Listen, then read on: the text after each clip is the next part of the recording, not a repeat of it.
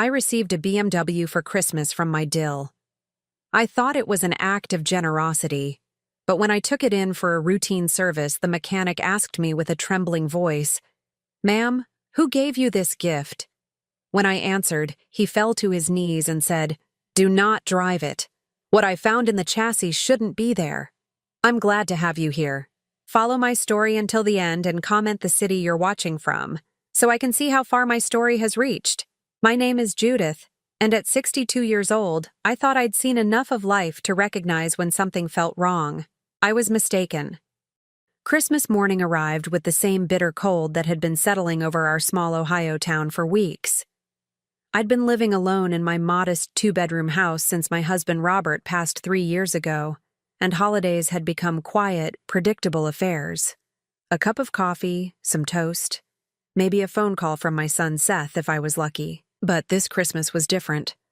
I was still in my robe, barely awake, when I heard car doors slamming outside. Through my kitchen window, I could see Seth's familiar figure walking toward my front door, but he wasn't alone. Ever, my daughter-in-law, was with him, and behind them was something that made my coffee mug freeze halfway to my lips. A gleaming silver BMW sat in my driveway, so new it still had the dealer plates. The doorbell rang, and I could hear Ever's voice through the door, unnaturally bright and cheerful. "Merry Christmas, Mom Judith. We have a surprise for you." When I opened the door, Seth stood there with an expression I couldn't quite read. He'd always been my quiet boy, thoughtful and reserved. But there was something different about him today. His eyes wouldn't meet mine, and his smile seemed forced, like he was following a script he hadn't written. Ever, on the other hand, was practically vibrating with excitement. Her bleached blonde hair was perfectly styled despite the early hour, and she was wearing one of those expensive coats that cost more than my monthly grocery budget. She'd always been particular about appearances, but today she seemed almost manic. "Surprise," she squealed, throwing her arms around me in a hug that felt more like a performance than genuine affection. "We got you something very special this year." I looked between them, confused. Seth and Ever had been married for 8 years, and our relationship had always been complicated. She'd made it clear from the beginning that she thought Seth could do better than having a working-class mother from a small town. Christmas gifts between us were typically perfunctory: a scented candle, a gift card to a restaurant I'd never visit. "What's going on?" I asked, pulling my robe tighter against the cold. Ever grabbed my hand, her grip surprisingly firm. "Come see?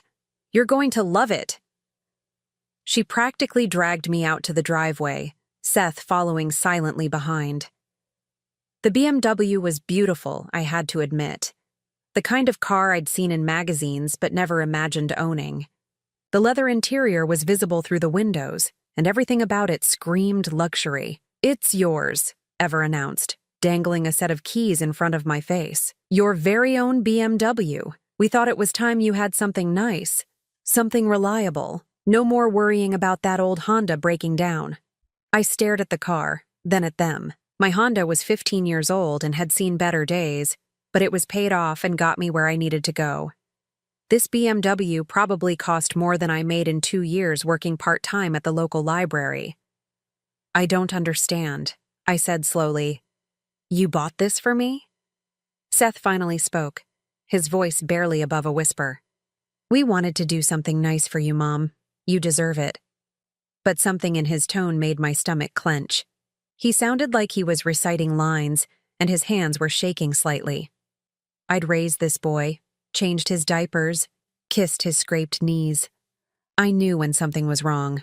Ever, meanwhile, was practically bouncing on her toes. The dealer said it's top of the line. All the safety features, GPS, heated seats, everything. And the best part is, you can start driving it right now. Today. We already took care of the insurance and registration. "Right now?" I asked, feeling more confused by the minute. "But it's Christmas morning. Where would I need to go?" "Oh, anywhere." Ever's laugh sounded forced. "The grocery store, the library, maybe visit some friends. The important thing is that you start using it right away. Cars like this need to be driven regularly to keep them in good condition." I looked at Seth again, searching his face for some explanation. He was my only child, born when I was 27 and full of dreams about the family we'd build together. His father had left when Seth was 12, unable to handle the responsibility of a family, and it had been just the two of us for years. We'd been close once, before Ever came along. Now he stood there like a stranger, avoiding my eyes and fidgeting with his coat zipper. "This is very generous," I said carefully, "but I can't accept something this expensive. It must have cost—" "Don't worry about the cost," Ever interrupted, her voice sharp. "Seth got a big bonus at work and we wanted to share our good fortune. Besides, think of it as an investment in your safety. You're getting older and we worry about you driving that old car, especially in winter weather." The comment about my age stung, even though I knew she hadn't meant it kindly. Ever had a way of wrapping insults in concern, making it impossible to respond without looking ungrateful. "I appreciate the thought, but, Mom, please." Seth's voice was strained. "Just take it. For us. For me." There was something desperate in his voice that stopped my protests. I looked at my son, really looked at him, and saw dark circles under his eyes, a tightness around his mouth that spoke of stress. He'd lost weight since I'd seen him last, and his clothes hung loose on his frame. "Are you okay, honey?" I asked, reaching toward him. Ever stepped between us before I could touch him. "He's fine. We're both fine. Everything's wonderful, which is why we wanted to do this for you." She pressed the keys into my palm. "Come on, let's take it for a test drive. I'll ride with you to make sure you're comfortable with all the features." "Now?" I looked down at my robe and slippers. "I'm not exactly dressed for—" "Oh, just around the block. You don't need to get dressed up for that." Ever was already opening the passenger door. "Come on, it'll be fun." Something about her insistence made alarm bells ring in my head. Why was it so important that I drive the car immediately? Why couldn't this wait until I was properly dressed, until I'd had time to process this overwhelming gift? "I think I'd rather wait," I said firmly. "Maybe after breakfast when I've had a chance to—" "Nonsense." Ever's voice had an edge now, though she was still smiling. "The sooner you start driving it, the sooner you'll feel comfortable. Trust me, once you experience how smooth it rides, you'll never want to drive anything else." Seth cleared his throat. "Maybe we should let Mom decide when she wants to—" "Seth." Ever's tone was sharp enough to cut glass. "We discussed this. The car needs to be driven regularly, especially in this weather. The longer it sits, the more problems it could develop." I watched this exchange with growing unease. There was clearly some tension between them about this gift, and I was starting to feel like a pawn in whatever game they were playing. "Look," I said, "I really appreciate this, but I need some time to think. This is a huge gift, and I'm not sure I can accept—" "You have to accept it." The words burst out of Ever with startling intensity. She immediately tried to cover with a laugh. "I mean, we already signed all the paperwork. It's in your name now, so technically it's already yours." I felt a chill that had nothing to do with the winter air. They'd put the car in my name without asking me? Without even telling me they were planning this? "You put a car in my name without my permission?" I asked, my voice getting stronger. Ever waved dismissively. "It's a gift. We wanted it to be a surprise. Don't you like surprises, Mom Judith?" The way she said Mom Judith grated on my nerves. She'd been calling me that for 8 years, and it always sounded mocking, like she was humoring a child. "I need to go inside," I said, backing toward my front door. "I need to think about this." "What's to think about?" Ever's mask was slipping, and I could see something ugly underneath. "We do something incredibly generous for you, and your response is to be suspicious and ungrateful." "Ever, please," Seth said quietly, but she ignored him. "Do you have any idea how much this car cost? How much we sacrificed to buy it for you? And you can't even say thank you properly?" I felt heat rising in my cheeks. I did say thank you, but this feels wrong. I can't explain why, but something about this whole situation feels wrong. Ever's eyes narrowed. "Wrong? What could possibly be wrong about your family wanting to take care of you?" But that was just it. They'd never wanted to take care of me before.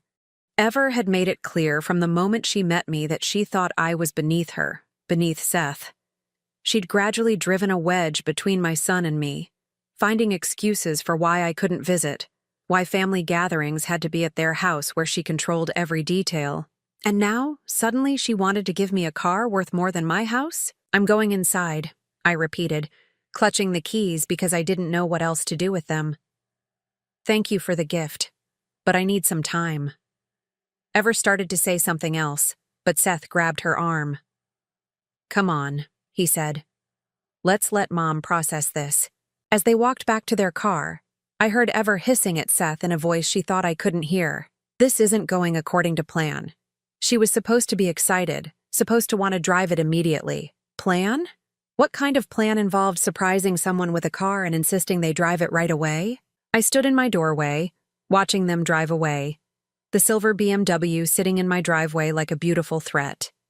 The keys felt heavy in my hand, and I couldn't shake the feeling that accepting this gift would be the biggest mistake of my life.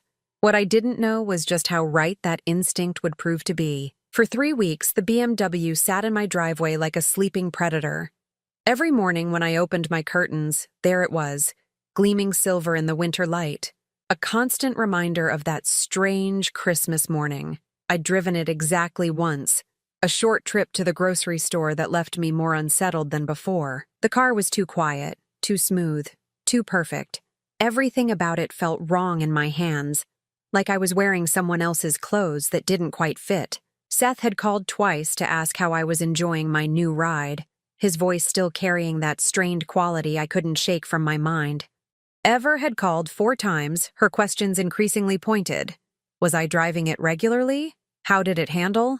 Had I taken it on any long trips yet? The last question bothered me most. Why would she assume I'd want to take long trips? I was a homebody, always had been.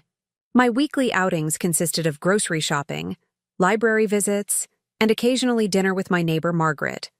I hadn't taken a long trip since Robert died, but Ever's persistence was wearing me down.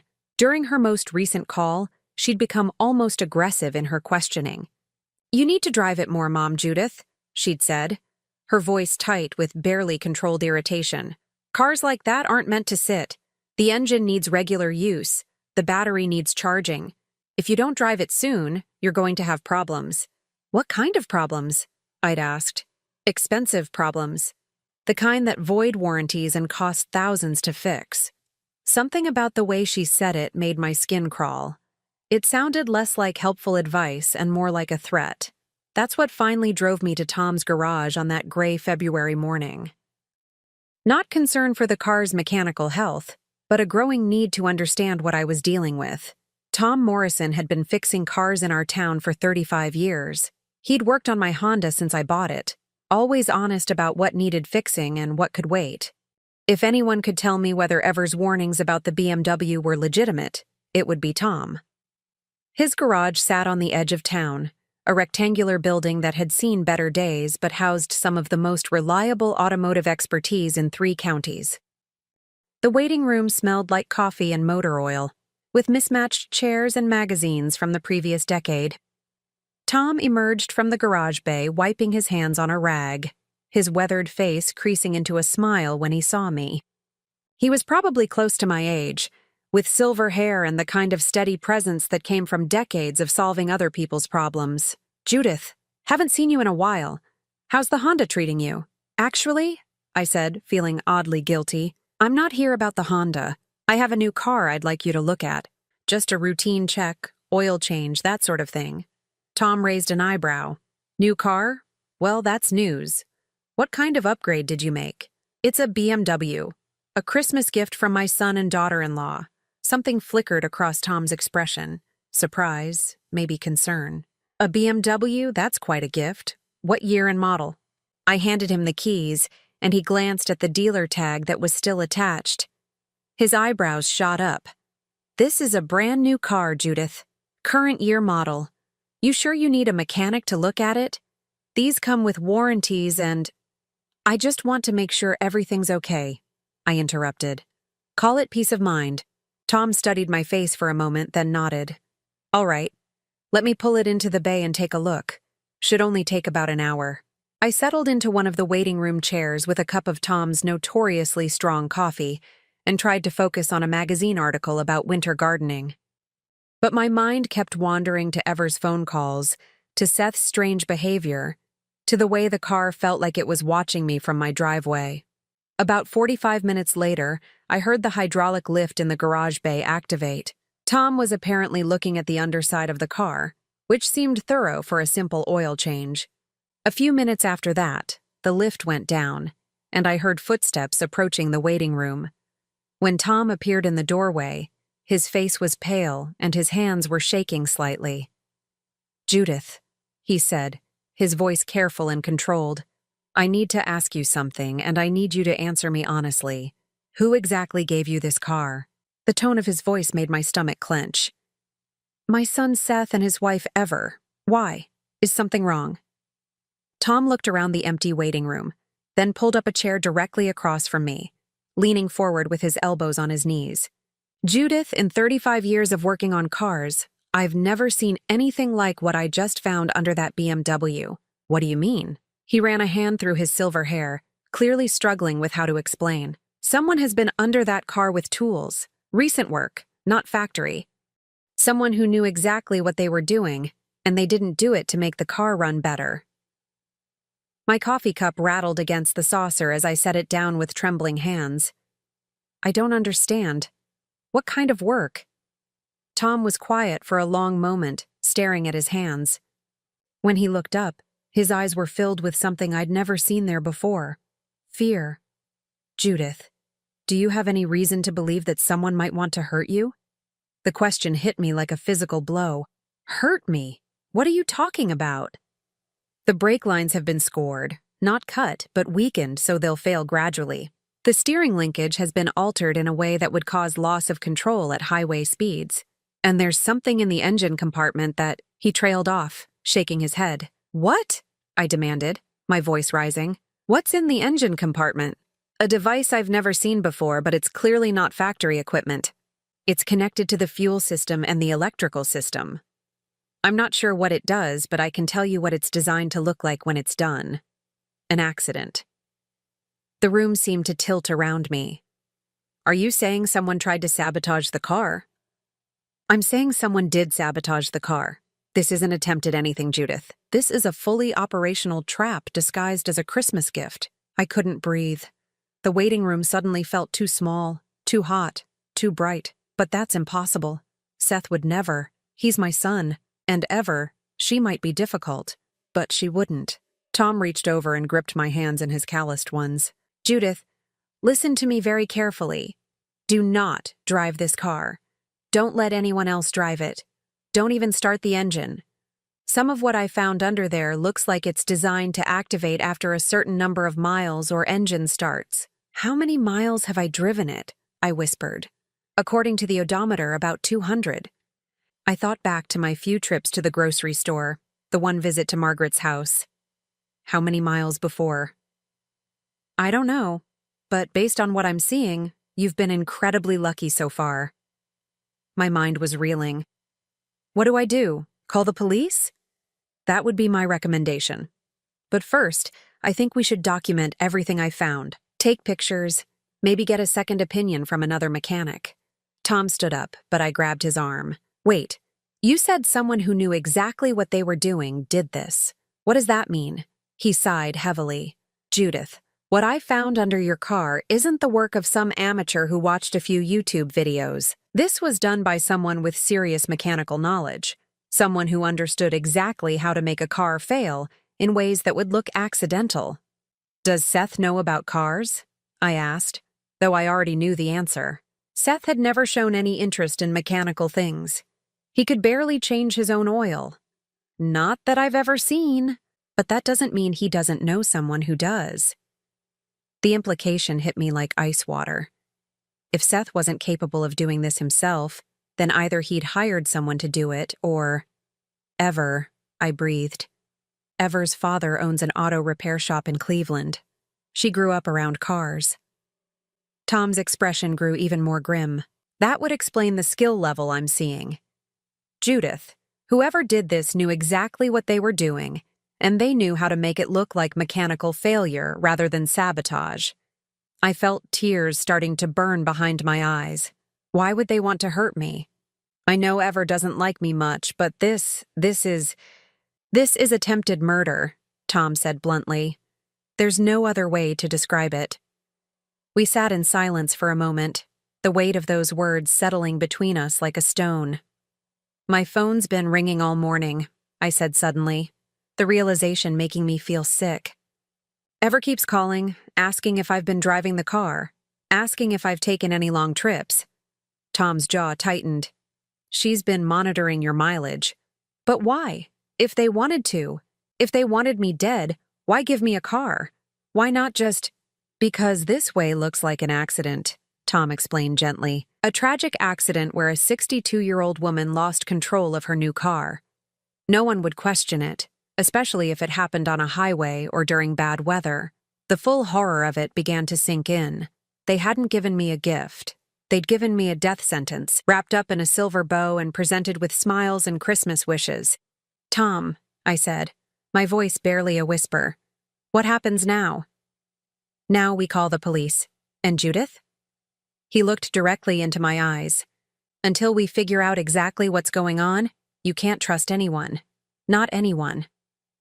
As if summoned by his words, my cell phone began ringing in my purse. The caller ID showed Ever's name, and suddenly her persistent calls took on a sinister new meaning. She wasn't calling to check on my satisfaction with the gift. She was calling to find out if I was dead yet. The police station smelled like burnt coffee and disinfectant, a sterile environment that somehow made the horror of my situation feel even more surreal. Detective Sarah Martinez sat across from me in a small interview room, her dark eyes serious as she reviewed the photographs Tom had taken of the sabotaged BMW. Mrs. Holbrook, she said, looking up from the file.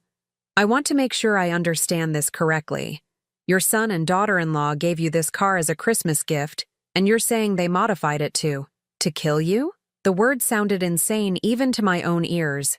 I know how it sounds, Detective, but Tom Morrison has been working on cars for 35 years. He knows what he's looking at. Detective Martinez nodded slowly. Mr. Morrison's reputation is well established. His assessment carries weight with us. But I need to understand the why here. Do you have any idea what might motivate your son and daughter-in-law to want to harm you? I'd been dreading this question since Tom first showed me the photographs. I honestly don't know.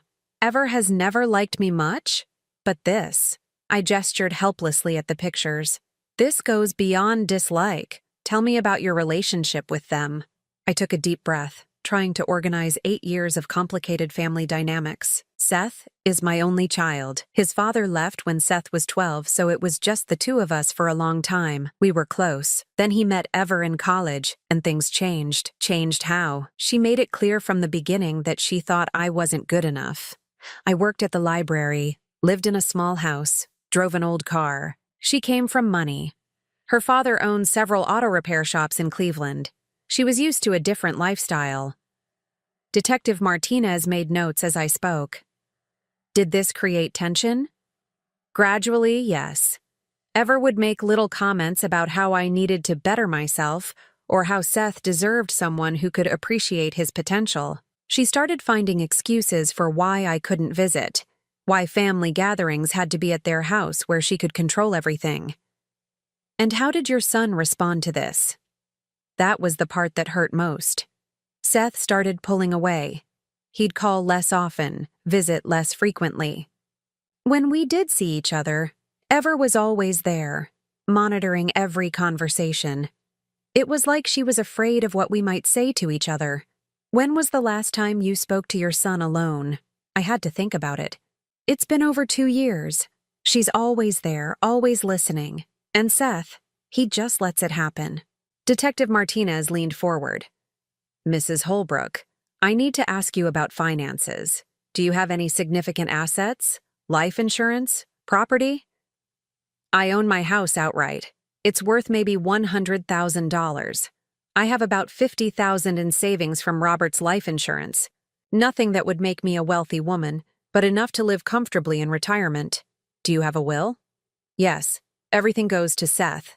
He's my only family. The detective's expression grew more serious. Has there been any recent discussion about your will? Any pressure to change it or update it? I shook my head. No. Seth has always known he'll inherit what little I have. There's never been any question about that. Detective Martinez made more notes, then closed the file. Mrs. Holbrook, we're going to need to examine your car more thoroughly. We'll also need to interview your son and daughter-in-law. In the meantime, I strongly advise you not to have any contact with them. What should I tell them if they call? Nothing. Don't answer. Don't return calls. If they show up at your house, call us immediately. As if summoned by her words, my phone rang. Ever's name appeared on the screen, and Detective Martinez gestured for me to answer it while she listened. Hello, Ever, I said, my voice steadier than I felt. Mom, Judith, there you are. I've been trying to reach you all day. How's the car running? The casual tone of her voice made my skin crawl. It's fine. Have you been taking it out much? You really should drive it more. Cars like that need regular use to stay in good condition. Detective Martinez was writing furiously, noting every word. I've been driving it some, I lied. That's wonderful. Where have you been going? Anywhere exciting? The question felt like a trap. Just around town. You know, the usual places. There was a pause, and I could almost hear Ever calculating. Well, you should think about taking a longer trip soon. Maybe drive down to visit your cousin in Kentucky. The highway driving would be good for the engine. My cousin lived 3 hours away on winding mountain roads, if the car was designed to fail at highway speeds. I'll think about it, I managed. Don't think too long. Cars like that need to be driven, not babied. Promise me you'll take it on a real trip soon? I promise, I said, the lie tasting bitter. Wonderful. I'll talk to you soon. Love you. She hung up before I could respond, which was probably for the best since I couldn't have managed to say those words back. Detective Martinez looked at me grimly. She's definitely monitoring your driving patterns. The pressure to take highway trips. The emphasis on longer distances. It all fits with what our forensics team is finding. What exactly did they find? She hesitated, then seemed to decide I had a right to know. The device in your engine compartment is a sophisticated piece of equipment. It's designed to activate after a specific number of engine starts or when the car reaches certain sustained speeds. Once activated, it would cause multiple system failures simultaneously. I felt sick. How many engine starts? Based on the settings, approximately 50. You've started the car 43 times. 7 starts. I'd been 7 starts away from death. The brake line scoring was done with precision tools, she continued.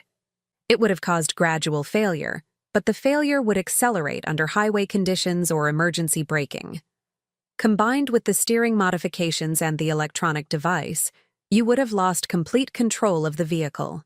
Would I have suffered? The question came out before I could stop it. Detective Martinez's expression softened. The forensics team believes it would have been quick. Devastating, but quick. Small comfort, but I supposed it was something. Detective, what happens now? We continue our investigation. We'll need to examine your son and daughter-in-law's finances, their recent activities, any connections they might have to automotive professionals who could have done this work. You mentioned Ever's father owns auto shops. We'll definitely be looking into that connection. This level of sophistication suggests professional knowledge and access to specialized tools. A terrible thought occurred to me. Detective, if they were willing to do this to me, are there others? Has this happened before? The detective's pause told me everything I needed to know. We're looking into that, she said carefully. There was a case in Cleveland 2 years ago. An elderly woman died in what appeared to be a mechanical failure. Same make and model car, similar circumstances. Ever's father's shop had serviced that vehicle shortly before the accident. My blood turned to ice. How many people have they killed? We don't know yet, but Mrs. Holbrook, you may have just helped us uncover something much larger than we initially thought. The room seemed to spin around me. It was one thing to discover that my own family wanted me dead. It was another entirely to realize they might be serial killers using Christmas gifts and family connections to cover their tracks. "I need some air," I said, standing up on shaky legs. Detective Martinez stood as well. "Mrs. Holbrook, I know this is overwhelming, but you've been incredibly brave. Your decision to have that car checked may have saved not just your life, but the lives of other potential victims." As I walked out of the police station into the cold February afternoon, my phone rang again. This time it was Seth. I stared at his name on the screen, remembering the little boy who used to crawl into my bed during thunderstorms, who brought me dandelions he'd picked from the yard and called them flowers. That child was gone, replaced by a stranger who smiled while planning my death. I declined the call and blocked his number. Walking to Tom's garage where I'd left my old Honda, I realized something had fundamentally shifted inside me. The grieving mother who'd spent years making excuses for her son's behavior was gone. In her place was a woman who understood, with crystal clarity, that some bonds can be broken beyond repair. The only question now was what I was going to do about it. 3 days after my visit to the police station, I sat in my living room, staring at documents that Detective Martinez had allowed me to review. Bank records, phone logs, surveillance photos. The investigation was moving faster than I'd expected, and what they were uncovering made my stomach turn. "Your son and daughter-in-law have been very busy," Detective Martinez had said when she'd called that morning. "We need to show you what we've found." Now, looking at the evidence spread across my coffee table, I understood why her voice had carried that particular tone of disgust that law enforcement reserved for the worst cases. Seth and Ever weren't just in debt, they were drowning in it. Casino receipts showed gambling losses totaling over $200,000 in the past 18 months. Credit card statements revealed cash advances that had been immediately converted to more gambling funds. There were threatening letters from loan sharks, second mortgages on their house, and something that made my blood run cold: a life insurance policy on me that I'd never known existed. "When did they take out this policy?" I asked Detective Martinez, my voice barely above a whisper. 14 months ago. $2 million with your son listed as the sole beneficiary. They've been paying the premiums religiously. It's actually the only bill they haven't defaulted on." $2 million. I stared at the number, trying to process it. My entire estate wasn't worth more than $150,000, but somehow I was worth 20 times that amount dead. How is that even legal? How can someone take out a life insurance policy without the person knowing?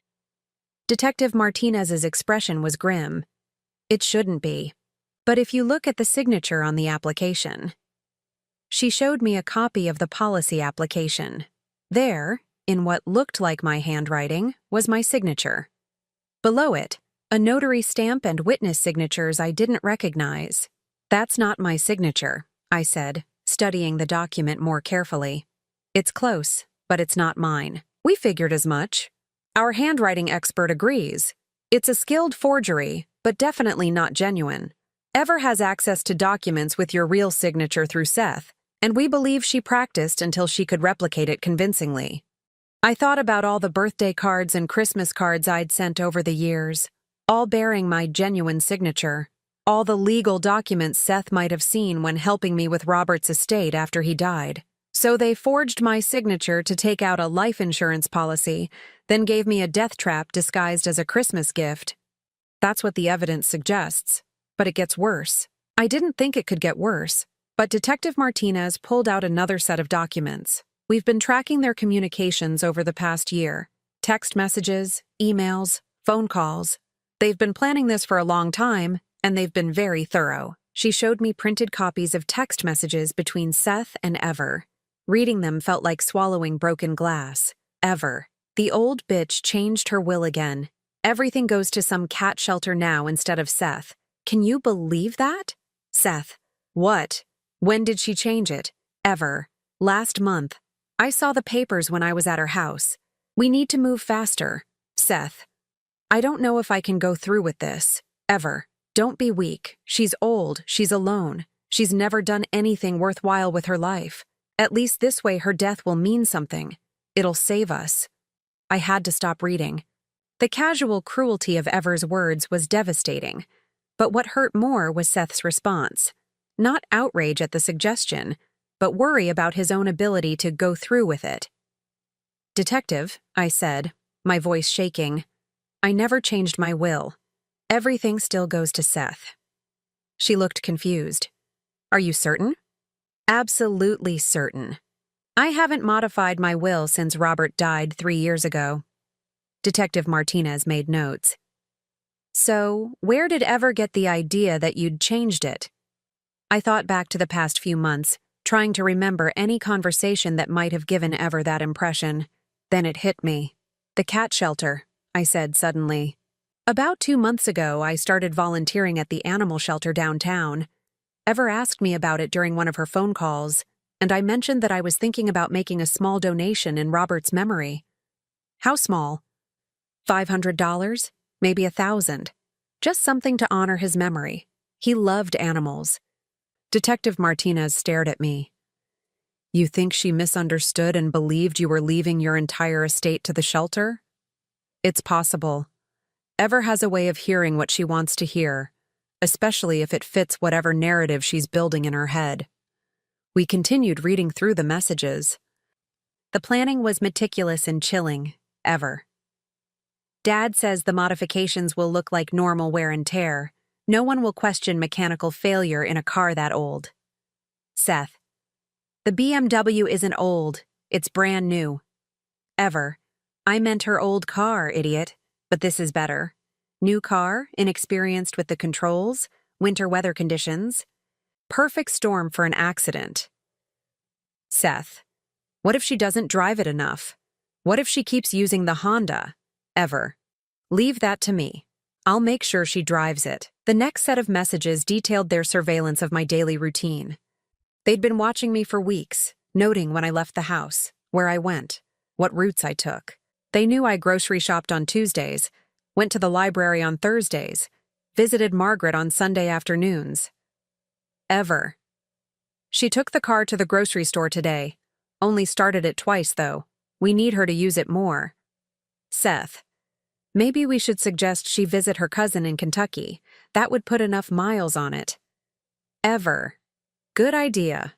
I'll call her tomorrow and plant the seed." The conversation I'd had with Ever at the police station suddenly made perfect sense. She hadn't been making casual suggestions. She'd been trying to manipulate me into driving to my death. But the most disturbing discovery was a series of messages from 3 months ago, around the time they would have been planning their Christmas surprise. Ever. "I've been thinking about your mom's accident." Seth. "What accident?" Ever. "The one we're going to arrange. How sad it will be. How unexpected. How we'll be devastated by the loss." Seth. "Don't joke about that." Ever. "I'm not joking. I'm practicing. We need to be convincing when it happens. Grieving son and daughter-in-law. Tragic loss. Life insurance claim to help us through our difficult time. Seth. "This feels wrong." Ever. "What feels wrong is being broke while your mother sits on $50,000 she'll never use. What feels wrong is watching you work yourself to death while she lives comfortably in retirement. She's had her turn.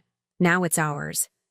"Detective," I said, setting down the papers with trembling hands, "how long have they been planning this?" "Based on these messages, at least 6 months of active planning. But we found earlier communications that suggest Ever has been thinking about this possibility for much longer." She showed me older messages, dating back almost 2 years. Ever. "Your mom is going to live forever just to spite us. She'll probably make it to 90 out of pure stubbornness." Seth. "Don't say things like that." Ever. "I'm just saying, we could be waiting another 30 years for our inheritance. 30 years of being broke while she hoards money she doesn't need." Seth. "She's not hoarding anything. She lives modestly." Ever. "She lives like a miser while we struggle.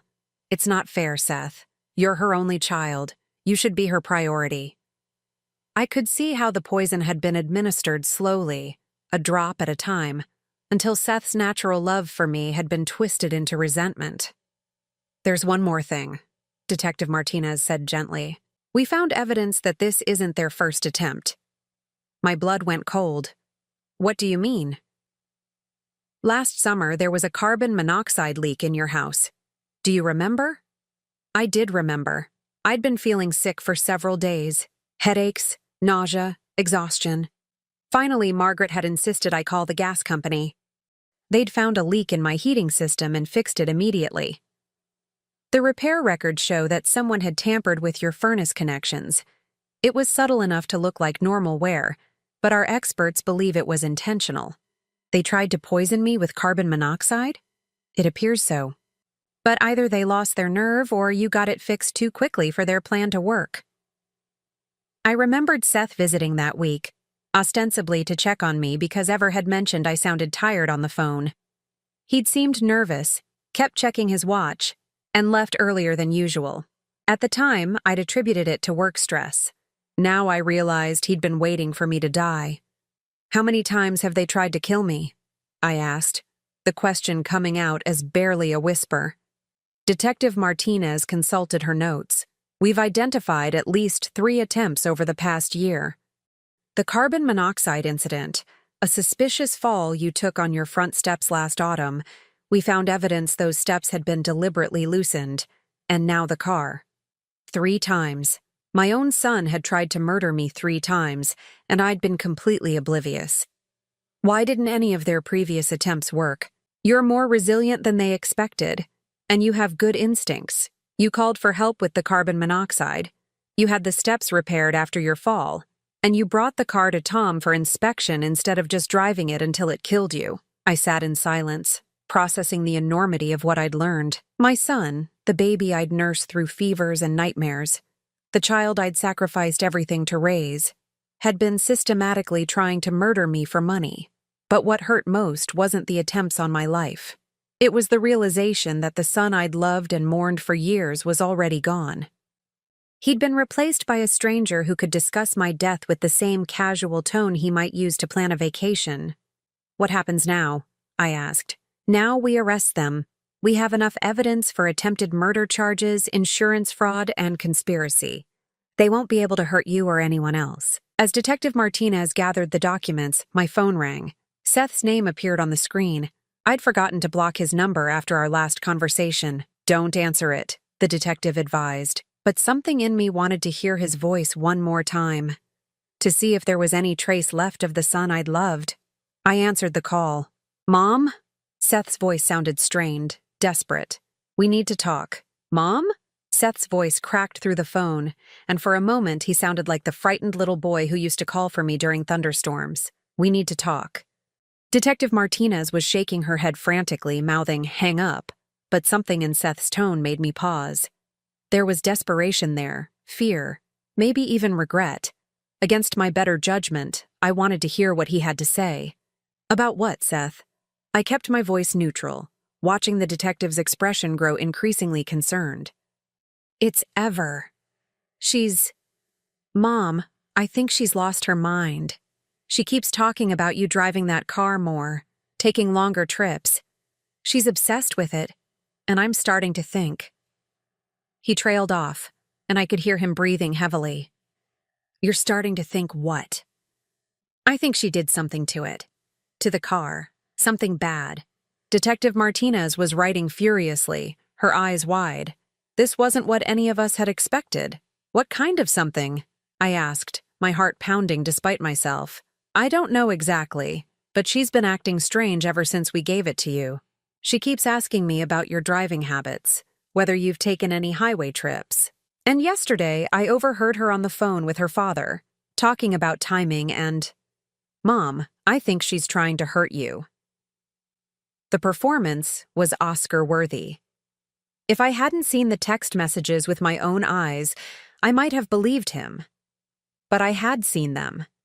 I knew he was just as guilty as ever, just as calculating, just as willing to watch me die for money. That's a serious accusation, Seth. I know it sounds crazy, but I'm scared. For you, I think you should stop driving the car until we can figure out what's going on. Detective Martinez handed me a note. Keep him talking. We're tracing the call. Where are you calling from? I asked. A gas station outside town.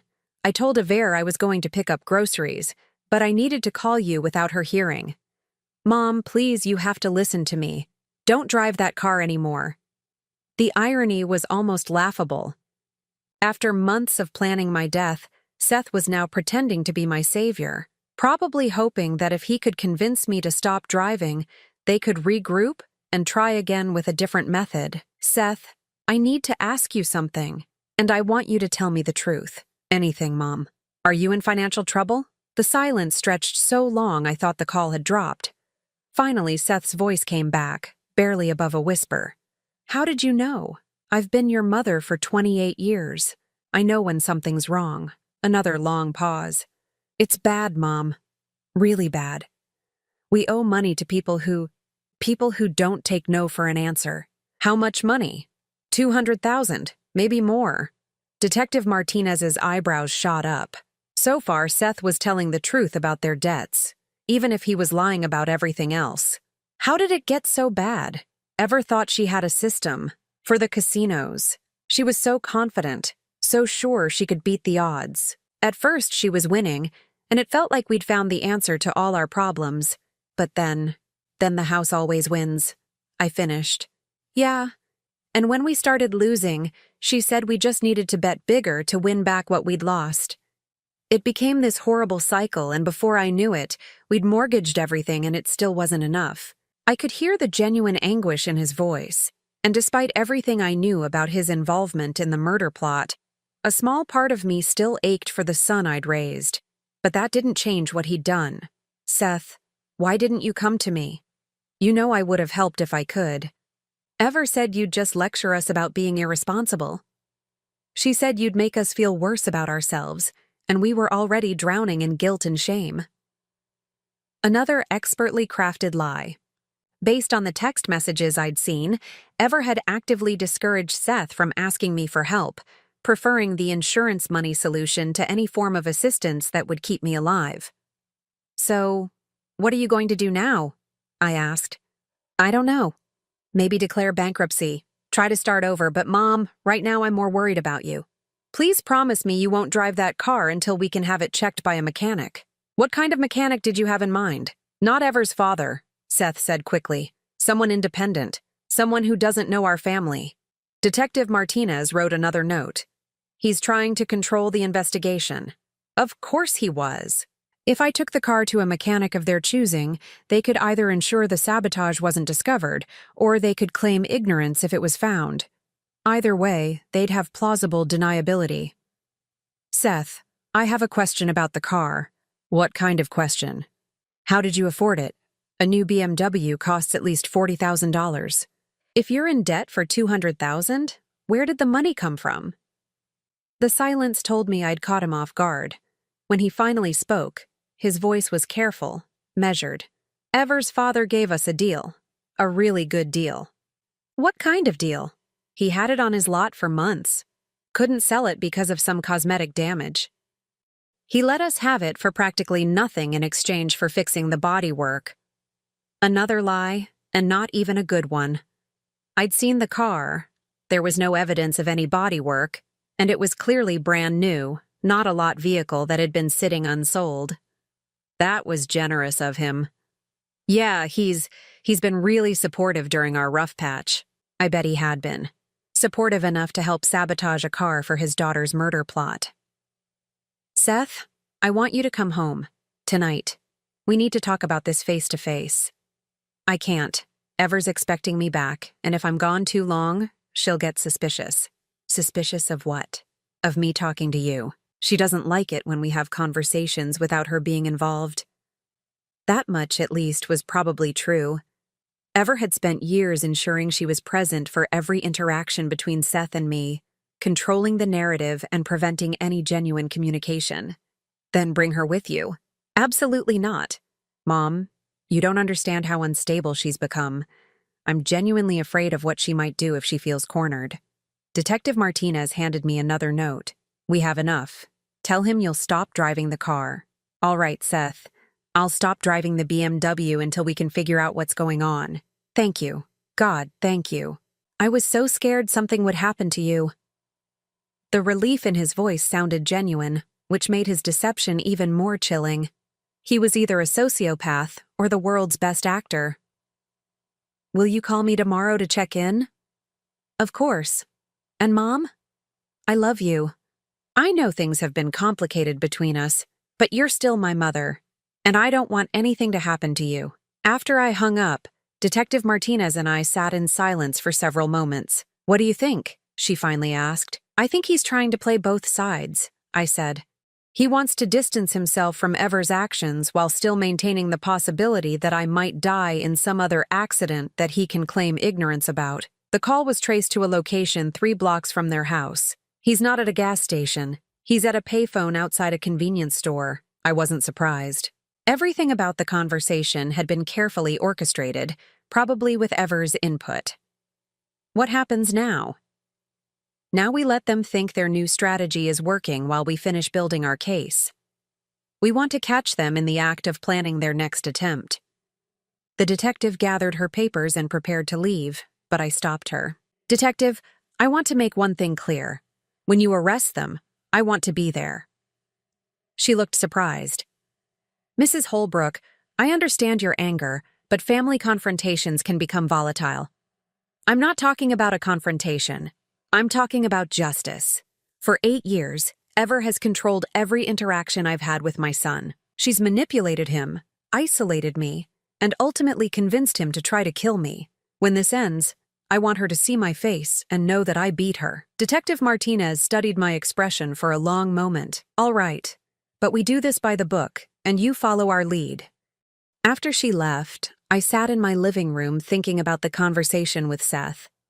Despite everything I knew about his involvement in the murder plot, hearing his voice had stirred up emotions I thought I'd buried.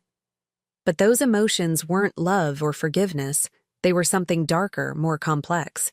For years, I'd mourned the loss of my relationship with Seth, blaming myself for not being a good enough mother, not understanding his needs, not finding a way to connect with him despite Ever's interference. Now I understood that the son I'd been mourning was already gone, replaced by a stranger who could discuss my death with casual indifference. The Seth who had called me tonight was just another lie, another manipulation, another attempt to control me. My phone rang again. This time it was Ever. Mom, Judith, Seth told me he called you. I'm so sorry if he worried you with his wild theories. I gripped the phone tighter. What kind of wild theories? He's been under so much stress with work, and he started imagining all sorts of conspiracy theories. He actually suggested that I might have done something to your car. Can you believe that? Her laugh was bright and artificial, like glass breaking. That does sound far-fetched, I agreed. I knew you'd understand. Seth loves you so much, and he's just looking for someone to blame for his anxiety. Unfortunately, he's decided to blame me. That must be difficult for you. It is. But I'm trying to be patient with him. Stress can make people paranoid, and Seth has always had a tendency toward anxiety. She was already building her defense, painting Seth as mentally unstable while positioning herself as the long-suffering wife trying to hold the family together.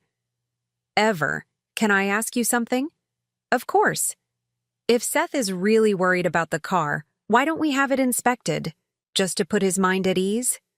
There was a brief pause, so quick I might have missed it if I hadn't been listening carefully. That's a great idea. I'll call my father tomorrow and see if he can recommend someone trustworthy.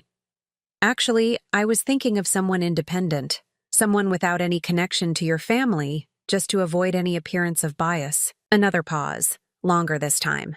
Well, I suppose that would be fine, though I can't imagine what they'd find. The car is brand new, after all. Of course, I'm sure it's nothing. Exactly. But if it makes Seth feel better, then I'm all for it. After I hung up, I realized something had shifted in my perspective. The grieving mother who had spent years making excuses for her son's behavior was gone. In her place was a woman who understood that some betrayals were unforgivable and some relationships were beyond repair. Tomorrow, Detective Martinez would begin setting up the surveillance that would catch Seth and Ever planning their next attempt on my life. And when that happened, I would be ready to watch the people who had tried to kill me face the consequences of their choices. For the first time in 8 years, I was no longer under Ever's control, and I intended to make sure she understood exactly what that meant. The arrest happened on a Tuesday morning, exactly 3 weeks after my conversation with Detective Martinez. I was sitting in an unmarked police car outside Seth and Ever's house, watching as officers surrounded the property. My heart was steady, no rapid beating, no nervous trembling, just a calm certainty that justice was finally being served. Through the surveillance equipment we'd placed in their home, we'd heard everything. Ever's increasingly frantic calls to her father about accelerating the timeline. Seth's weak protests that maybe we should wait, followed by his quick agreement when Ever reminded him about their mounting debt and the loan sharks who were growing impatient. Most damning of all, we'd recorded their discussion about staging a break-in at my house, during which they would tamper with my gas lines to create a delayed explosion. Ever had even researched the blast radius to ensure it would look like an accidental gas leak rather than sabotage. "They're going in," Detective Martinez said, her voice coming through the radio. I watched as officers approached the front door. Through the window, I could see Ever in her kitchen, still wearing the silk robe that probably cost more than my monthly grocery budget. She looked up when the doorbell rang, and even from this distance, I could see her expression change from mild curiosity to shock to something approaching panic. Seth appeared behind her, still in his work clothes from the night before. He'd been sleeping on their couch lately, according to the surveillance reports. Apparently, the stress of planning multiple murders was taking a toll on their marriage. The front door opened, and I heard Detective Martinez's voice over the radio. "Ever Holbrook, you're under arrest for attempted murder, conspiracy to commit murder, insurance fraud, and forgery." Even at this distance, I could hear Ever's shriek of outrage. "This is insane! I haven't done anything! This is harassment!" Seth's voice was quieter, but the microphones picked it up. "How did you know?" That single question confirmed his guilt more clearly than any evidence we'd collected. Not, "What are you talking about, Virethorn? There must be some mistake." Just, "How did you know?" 20 minutes later, they were both in handcuffs, being led to separate police cars. Ever was still protesting, still claiming innocence, still trying to manipulate the situation. Seth walked in silence, his head down, the weight of his choices finally settling on his shoulders. As they drove past our surveillance car, Ever turned and looked directly at me through the tinted window. She couldn't see me, but something in her expression suggested she knew I was there. Her face was twisted with a rage so pure it was almost frightening. Seth didn't look. He kept his head down, and I wondered if he was finally experiencing shame, or if he was just calculating his next move. Detective Martinez got back in the car, pulling off her bulletproof vest. "It's done," she said simply. "What happens now?" Now they face trial. The evidence we have is overwhelming. The surveillance recordings, the physical evidence from the car, the forged insurance documents, the financial records showing their gambling debts. Their lawyers will probably try to negotiate plea deals. I nodded, watching as the police cars disappeared around the corner. "Detective? Will I have to testify?" "Probably. Are you prepared for that?" I thought about facing Seth and Ever in court, about having to recount the ways they'd tried to kill me, about seeing them try to manipulate a jury the way they'd manipulated me for years. "Yes," I said. "I'm prepared." The trial took place 6 months later.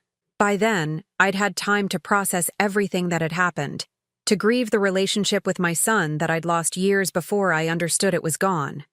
Ever's defense team tried to paint her as a devoted wife driven to desperation by her husband's gambling addiction. They argued that Seth was the mastermind, that Ever was simply a victim of his manipulation. It might have worked if we hadn't had recordings of her voice calmly discussing the best methods to make my death look accidental.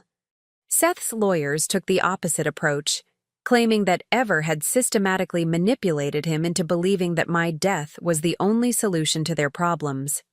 They portrayed him as a weak man controlled by a stronger, more ruthless woman. The truth, as it often is, was more complicated. They'd manipulated each other, feeding off each other's greed and desperation until they'd convinced themselves that murder was acceptable, even necessary. When it came time for me to testify, I looked at my son sitting at the defendant's table and felt nothing but pity. Not love, not anger, not even disappointment. Just pity for a man who had traded his soul for money and found himself bankrupt in every way that mattered. Ever stared at me with undisguised hatred as I recounted the details of their plot. She'd never forgiven me for surviving, for outsmarting her, for refusing to die on schedule. In her mind, I was still the obstacle standing between her and the life she felt she deserved. The jury deliberated for less than 4 hours. Ever was sentenced to 25 years to life. Seth received 20 years with the possibility of parole in 12, his cooperation with authorities and expression of remorse earning him a slightly reduced sentence. As they were led away, Ever turned back one last time, her voice carrying across the courtroom. "This isn't over, Judith. You may have won today, but you'll never be free of us." But she was wrong about that. I sold my house 3 weeks after the sentencing and moved to a small coastal town in Maine where nobody knew my story. I'd always loved the ocean, and Robert and I had talked about retiring somewhere near the water. It seemed like the right time to honor that dream. My new house is modest. 2 bedrooms, a small garden, a view of the harbor from my kitchen window. I volunteer at the local animal shelter, teach reading to adults at the community center, and have coffee with my neighbor Dorothy every Thursday morning. I don't think about Seth and Ever every day anymore. Sometimes weeks pass without them crossing my mind. When they do, it's not with anger or sadness, but with a kind of distant amazement that I survived their attempts to destroy me. The life insurance policy they'd taken out in my name was voided due to fraud, and I used the modest settlement from the insurance company's apology to help other elderly people who'd been victims of financial exploitation.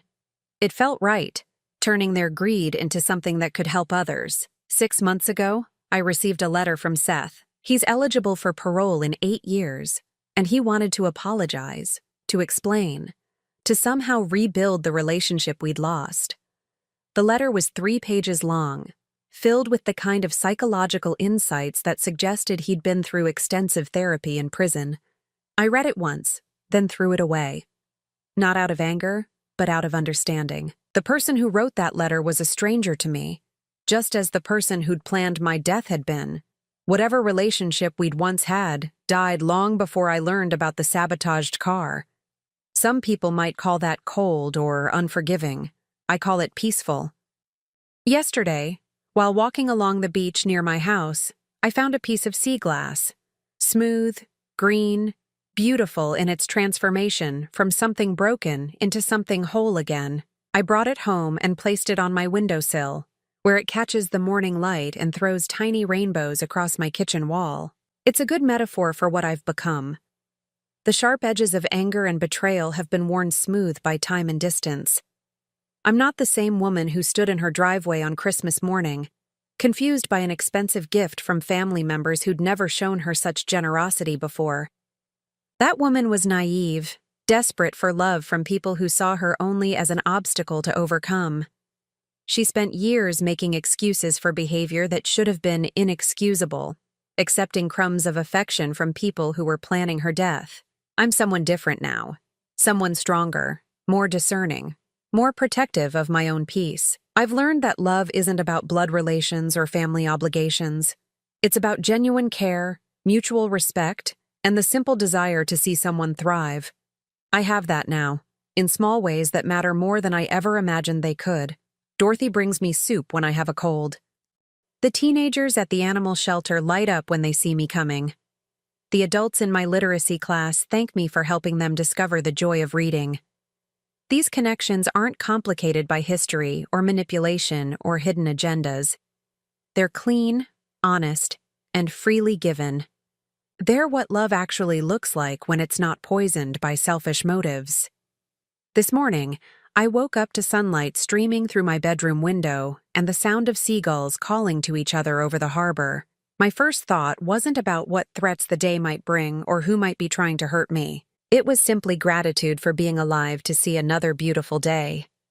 That's what true freedom feels like. Not the absence of problems, but the absence of fear. For the first time in my 63 years, I'm exactly where I belong, surrounded by people who value me for who I am rather than what I can give them. Seth and Ever tried to end my story with a rigged car and a forged insurance policy. Instead, they gave me the greatest gift they could have given. They freed me from the toxic family bonds that had been slowly strangling the life out of me for years. I'm grateful for that liberation, even as I mourn the cost it took to achieve it. Sometimes the most loving thing you can do is walk away from people who are determined to destroy you, even if those people share your DNA. Sometimes the family you choose is more real than the family you were born into. As I sit here in my sunlit kitchen, watching the waves roll in beyond my garden, I know with absolute certainty that I made the right choice. I chose life, not just survival, but genuine, joyful, peaceful life. And for the first time in decades, that life is entirely my own. Now I'm curious about you who listened to my story. What would you do if you were in my place? Have you ever been through something similar? Comment below. And meanwhile, I'm leaving on the final screen 2 other stories that are channel favorites, and they will definitely surprise you. Thank you for watching until here.